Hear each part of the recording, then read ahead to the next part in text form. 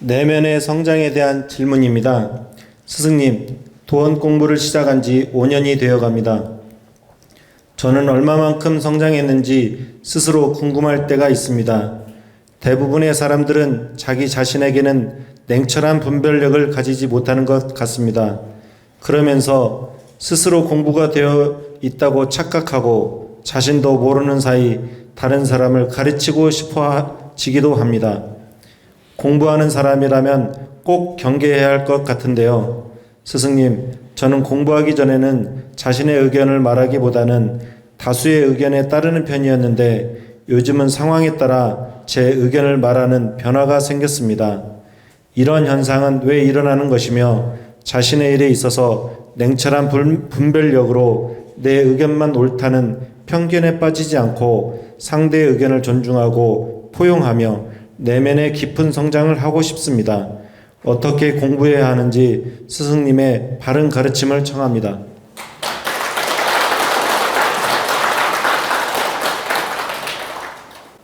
여러분들이 도원 강의, 도원 법문을 많이 듣고 이렇게 공부를 하다 보면 은연중에 내공이 쌓이게 되며 분별력도 좋아지게 되며 판단력도 좋아지게 됩니다. 공부를 한참 할 때는 내가 얼마나 성장했는지 알 수가 없습니다. 그런데 한 1년 이상 법문을 열심히 듣고 공부하다 보면 이렇게 열심히 듣고 공부를 하다 보면 어느 순간에 내 스스로 성장한 걸 느낄 때가 있습니다. 그 느끼는 방법은 딱 하나입니다. 여러분이 혼자 공부하고 혼자 법문 듣고 혼자 있을 때는 내가 얼마나 깨우쳤고 성장한 걸 알 수 없습니다. 언제 알 수 있느냐? 바로 다른 사람을 만날 때 알 수 있습니다. 친구를 만나든 선배를 만나든 후배를 만나든 지인을 만나서 대화할 때 내가 비로소 성장했구나를 알 수 있습니다. 예를 들어서 지금 질문하신 분처럼 3년, 5년 공부를 하고 나면 그 예전에 친구를 만나서 대화할 때 느낌하고 지금 친구를 만나서 대화할 때 느낌이 다릅니다. 친구랑 맞짱을 떠주면서 이야기를 나누더라도 그 친구 질량이 다 보이게 되며 친구 말하는 습, 행동, 표현 이런 모든 것들이 한눈에 들어오게 되며 질량이 어느 정도인지 다 눈에 보입니다. 그리고 그 대화 속에서 내가 성장했음을 서서히 느끼게 됩니다. 나도 모르게 툭툭 튀어나오는 말들이 좀 더 지적이고 좀 더 분별력이 있고 좀 더 판단력이 좋아졌음을 알게 된다는 얘기입니다. 그때 내가 비로소 성장했구나를 안다. 근데 보통은 1년만 열심히 공부해도 그 에너지를 느낍니다. 근데 3년 내지 5년을 열심히 한 분들은 많이 느낍니다.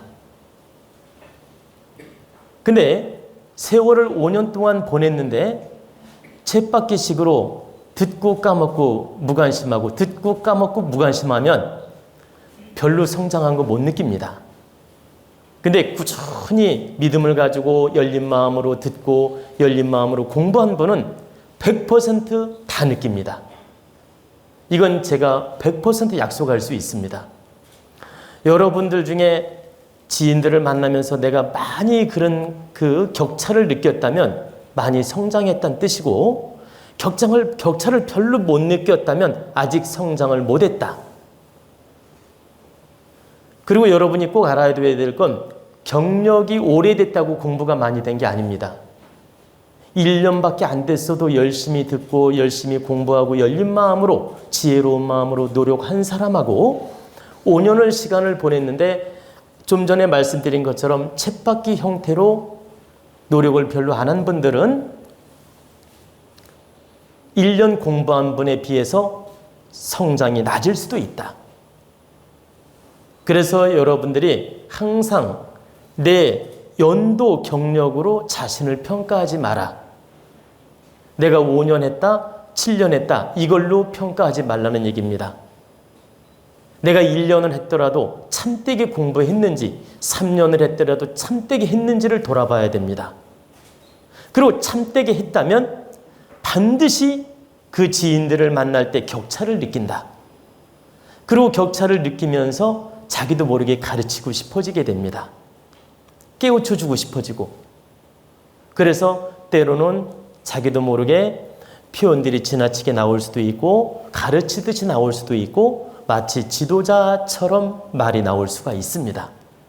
근데 여러분들이 꼭 알아둬야 될 건 자기가 어느 정도 깨우치고 어느 정도 성장을 했고 어느 정도 질량을 느낀다 하더라도 지인들 만나서 대화할 때는 겸손해져야 됩니다.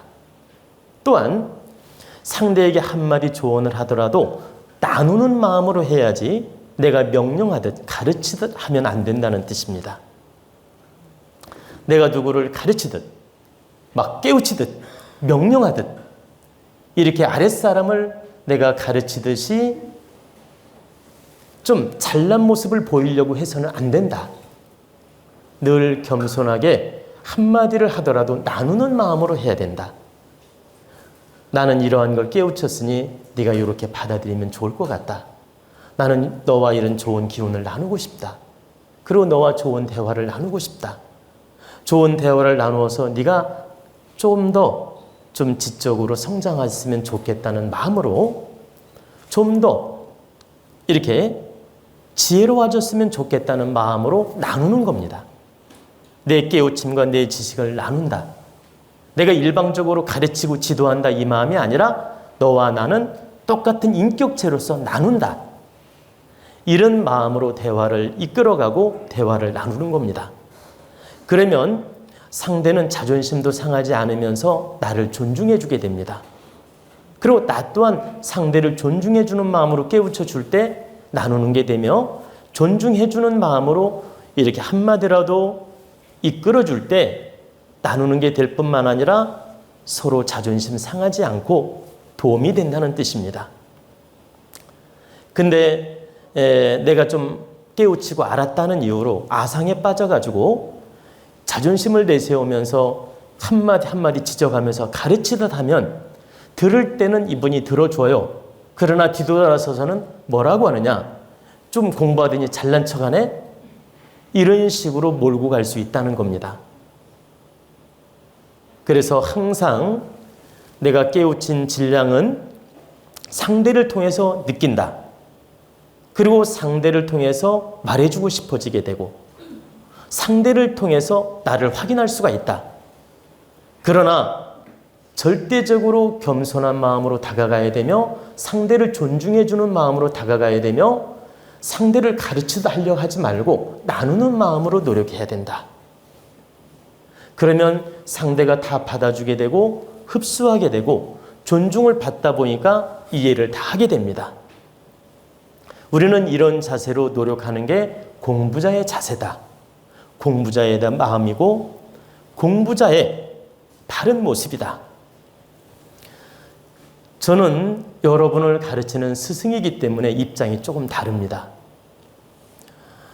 여러분은 늘 나누는 마음으로 노력하는 게 맞지만 저는 스승의 입장이다 보니까 가르치는 모습을 보일 수밖에 없습니다. 그리고 저는 스승의 입장에서 여러분을 냉철하게 가르치고 교화시키고 또 깨우쳐 줘야 될 의무가 있다 보니까 나누는 형태로 대화를 할 수 없습니다. 항상 물으면 답변해 줘야 되고 항상 가르쳐야 되고 항상 깨우쳐 줘야 되기 때문에 저는 지도자 입장, 깨우치는 입장, 스승의 입장으로서 설명할 수 있다. 그러나 여러분들은 서로가 나누는 마음으로 겸손하게 행해야 된다 이 뜻입니다. 그래서 스승님은 늘 가르치고 우리를 깨우쳐 주지 않습니까? 라고 이렇게 반문할 수 있어서 제가 이 말씀을 드리는 겁니다. 스승하고 여러분들 공부자의 입장으로서 동등하게 또 바라보면 안 된다.